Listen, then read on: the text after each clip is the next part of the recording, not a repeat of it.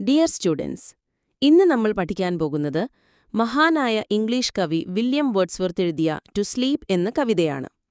കവിയെക്കുറിച്ച് ആദ്യം നമുക്ക് കുറച്ചു കാര്യങ്ങൾ മനസ്സിലാക്കാം. വേർഡ്സ്വർത്ത് ഒരു റൊമാന്റിക് കവിയായിരുന്നു.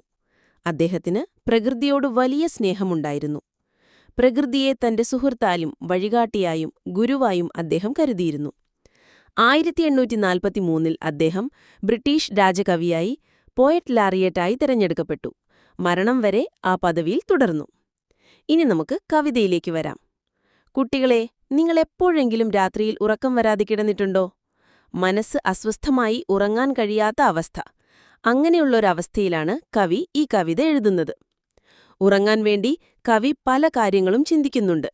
എന്തൊക്കെയാണെന്ന് നോക്കൂ. 1. വരിയായി പതുക്കെ നടന്നുപോകുന്ന ആടുകൾ. 2. മഴയുടെ ശബ്ദം, തേനീച്ചകളുടെ മൂളൽ. 3. നദികളുടെ ഒഴുക്ക്, കാറ്റ്, കടൽ. 4. വിശാലമായ വയലുകളും തെളിഞ്ഞ വെള്ളമുള്ള തടാകങ്ങളും ശുദ്ധമായ ആകാശവും. ഇങ്ങനെയുള്ള ശാന്തമായ കാര്യങ്ങളെക്കുറിച്ചെല്ലാം മാറി മാറി ചിന്തിച്ചു. പക്ഷേ എന്നിട്ടും കവിക്ക് ഉറങ്ങാൻ സാധിച്ചില്ല. നേരം പുലരാൻ പോകുന്നു എന്നതിന്റെ സൂചനയായി തന്റെ തോട്ടത്തിലെ പക്ഷികളുടെ പാട്ടുകളും കുയിലിന്റെ കരച്ചിലും കേൾക്കാൻ പോകുന്നു എന്ന് കവി പറയുന്നു. ഇതൊരു സാധാരണ രാത്രിയായിരുന്നില്ല. കഴിഞ്ഞ 2 രാത്രികളിലും കവി ഉറക്കമില്ലാതെ കിടക്കുകയായിരുന്നു. അതുകൊണ്ട് ഉറക്കത്തോട് കവി നേരിട്ട് സംസാരിക്കുകയാണ്. ഇവിടെ കവി ഉറക്കത്തെ ഒരു വ്യക്തിയായി സങ്കൽപ്പിക്കുന്നു. ഇതിന് നമ്മൾ പേഴ്സോണിഫിക്കേഷൻ എന്നു പറയും.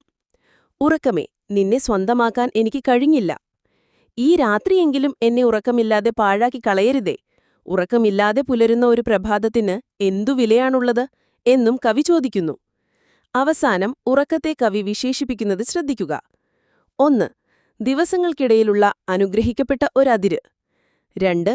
പുതിയ ചിന്തകളുടെയും സന്തോഷമുള്ള ആരോഗ്യത്തിന്റെയും പ്രിയപ്പെട്ട അമ്മ. എന്തുകൊണ്ടാണ് കവി ഇങ്ങനെയൊക്കെ പറയുന്നത്? ഉറക്കം നമ്മുടെ മനസ്സിനെയും ശരീരത്തെയും പുതുക്കിയുണർത്തുന്നു. അപ്പോൾ കുട്ടികളെ, നല്ല ഉറക്കത്തിന് നമ്മുടെ ജീവിതത്തിൽ എത്രത്തോളം പ്രാധാന്യമുണ്ടെന്ന് ഈ കവിത നമ്മെ ഓർമ്മിപ്പിക്കുന്നു.